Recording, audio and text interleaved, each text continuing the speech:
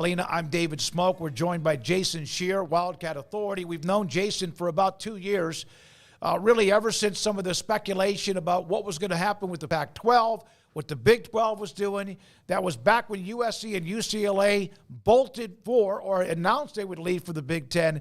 And he was also one well ahead of the game when it comes to the four corner schools and their future, even though that was very dicey until the end. And then Jason, over the weekend, had this. According to sources, there's an internal belief in the Big 12 that Florida State, Clemson are joining or likely to join the conference within the next year or so. Not this week, not this season, but at some point there at least is a feeling. Jason, thanks for your time. And just like what you did with the four corner schools, I see where a lot of people went, damn, that's great. And then there's some that want to say that you're just an idiot. Yeah, I learned how this whole thing's going to play out last time throughout the process. You're going to get people that are going to believe it and trust you, and there's going to be people that aren't going to believe what's happening at any level until it happens right in front of them. But it's fun. Jason, there are a lot of moving parts for this to even become a reality. Where does their confidence come in? I think the biggest reason for their confidence is they believe that the court cases and all the legislation and everything going on right now, Florida State and Clemson are confident it'll go their way. The Big 12 shares that confidence.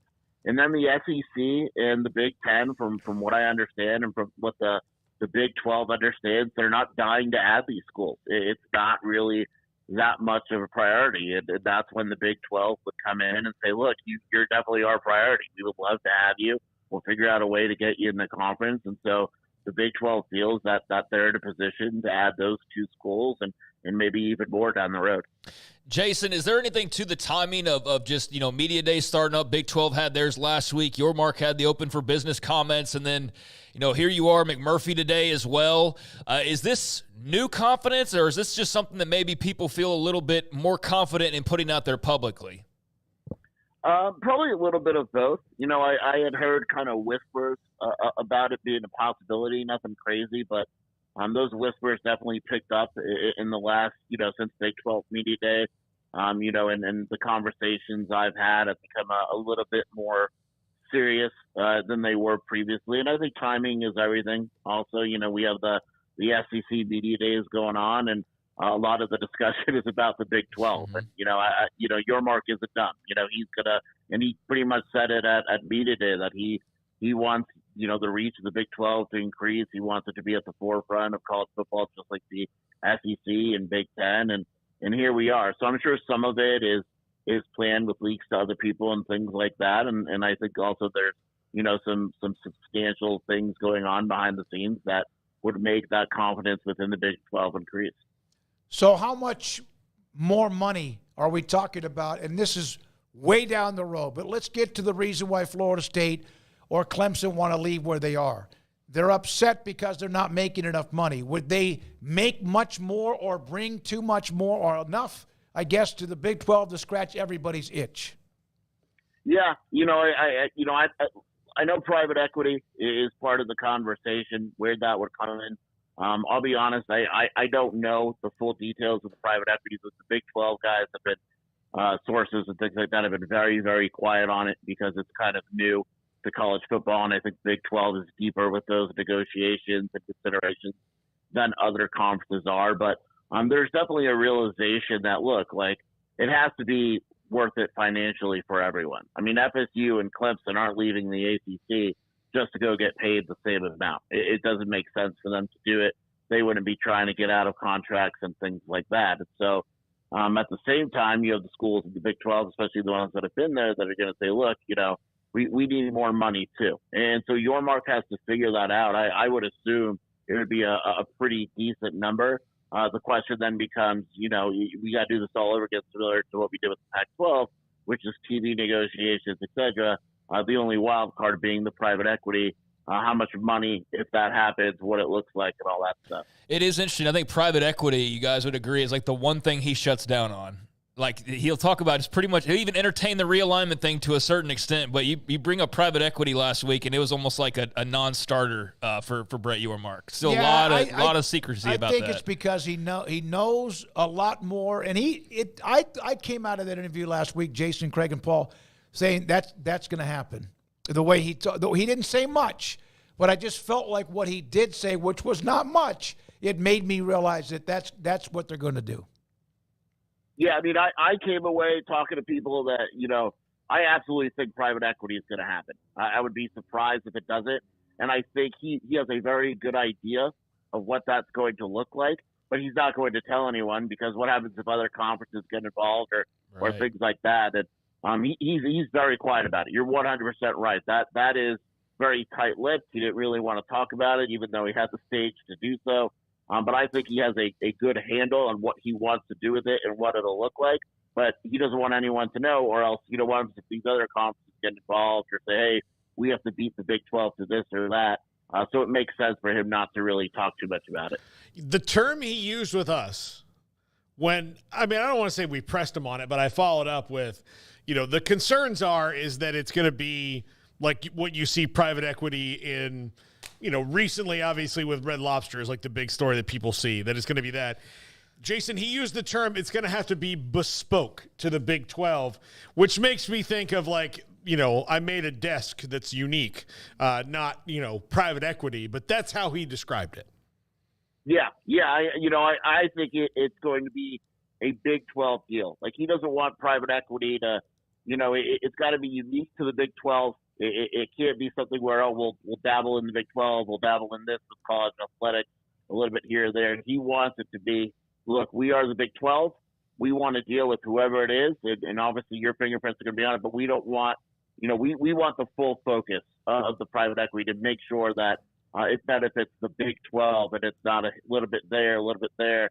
And before you know it, the Big 12 is losing focus with the private equity because eyes are elsewhere. He wants to make sure, I think, that whatever he does, because private equity is a risk. We've seen it before. Whatever he does puts the Big 12 in the best financial position that it can be in.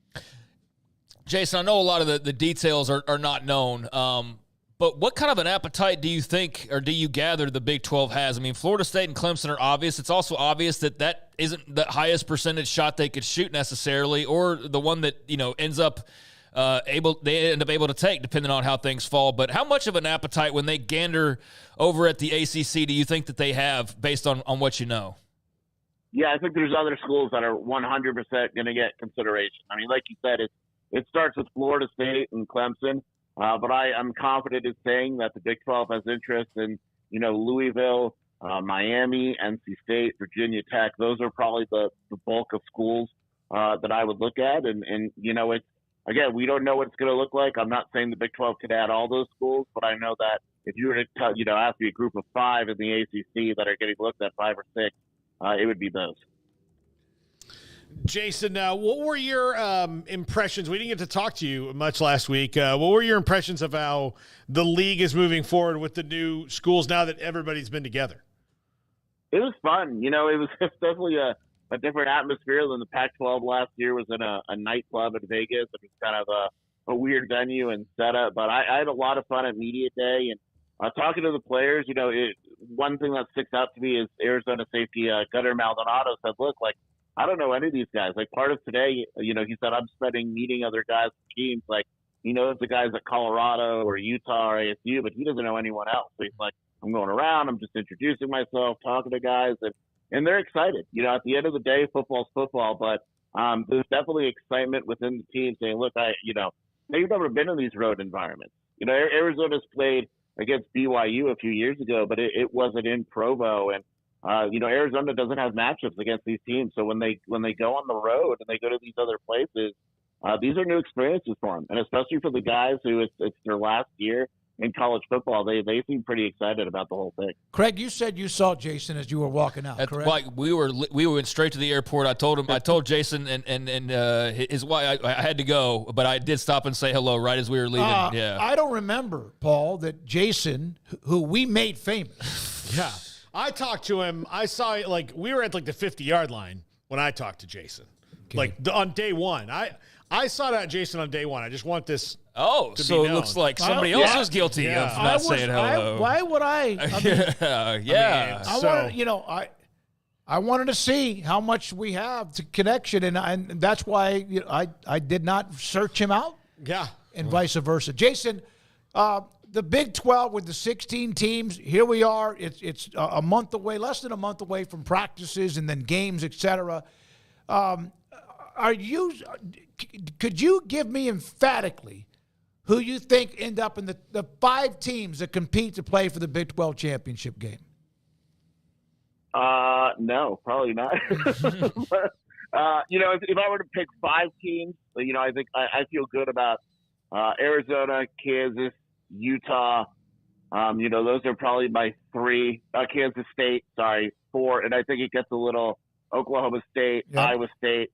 Those are probably the ones. I wouldn't be surprised if UCF. I think UCF is kind of my sleeper team. I think they could absolutely finish higher than people think, and it's one of the fun things about the conference. Like, Brett Brennan said, he goes, look, the thing about the Big 12 is we could line up and lose to anyone, or we could line up and beat anyone. And I think that every school in the conference feels that way, that it's pretty equal, and because of that, it's probably going to be one of the more entertaining conferences in the country this year. Jason, you know how this is. Like, you cover a team on a daily basis, and you just see them and you know them better than others know them, even if those others try to study as much as possible. I get the feeling, based on just Twitter, hearing your podcast, people are sleeping on Arizona in your mind, despite the coaching change and all of that. Is that accurate to say you feel that way? Yeah, 100%. And I completely understand people aren't familiar with Brett Brennan, San Jose State. The record doesn't look great. I think if people take a deeper look at what he was working with at San Jose State, they would wonder how he won as many games as he did. I mean, there were times where the coaching staff had to pay for players' meals. It was pretty crazy, but they returned most of their offense. They have a really good quarterback in Noah Fafita. They have arguably the best wide receiver in the nation, and T-Mac. Their defense is good, and while they lost some guys, I just personally feel that they did a nice job replacing them. And there's questions like every team. I just feel more confident that Arizona will find answers to those questions, as maybe opposed to a few other teams. So how at home did you feel in terms of just seeing other media and getting to know people and all of that? I mean, it felt like, from the other side of things, it felt like Arizona was a fit and Utah a fit and ASU and so on. I don't know. I liked the blend that we saw last week in Vegas amongst the media and just the whole contingent. It always felt like at Pac-12, like if you covered USC or you covered UCLA or you were associated with those schools, you didn't really relate to some of the other schools in the conference. And I don't hold it against those guys, but Big 12 was just different. Like you mentioned, like it felt like natural. It felt like a fit. I didn't feel out of place. I don't think the players or the coaches felt out of place. It almost felt, there was a new excitement, but at the same time, it almost felt like it wasn't that new. Like we had been there before, because the teams were all, the coaches were complimentary. Everyone spoke highly about the 4 corners. I found out, like, Brent Brennan, for instance, you talked to him about Big 12 coaches. He's like, yeah, I used to work with Kalani Sitake. We're really close friends, and some other coaches. And it just kind of felt like Arizona belonged, and the players were accepted, and it was just a fun environment all the way around. All right. So we'll get out of here with this. Just to follow up on where we started talking, just for your own clarity and our listeners' clarity, you put out there what you know about the Big 12's feel. You've also, I think, been pretty adamant on this is not next week, this is not next month, this is something that is going to take a little bit of a time. Would I be saying that correctly? Yeah, this is nowhere near being over. There are a lot of moving pieces and a lot of things that need to be done before we kind of go with the next step. It's very, very preliminary. It's just that basically what I said is the Big 12 feels good as it stands currently, basically. How much did you chew on the fact that even though it's not imminent, it may be a long time down the road? You felt good about what you had, obviously, because that's what you are as a journalist. But was there a part of you that said, man, this still has too many hurdles to go over for me to report it? Yeah, I mean, you think about that stuff, but at the end of the day, when if I feel my source is good enough and they're in a position where they're telling me that, I'm going to go with it, and with the understanding that if things change, some people will be mad at me. But as long as I'm confident at the time of reporting it, and I try to state it as accurately and honestly as I can, I feel okay about going with it. Well, you reporting it makes a difference. Thanks for your time. We appreciate it. Jason Scheer, Wildcat Authority, on his report from Sunday evening about internal belief in the Big 12 about FSU and Clemson likely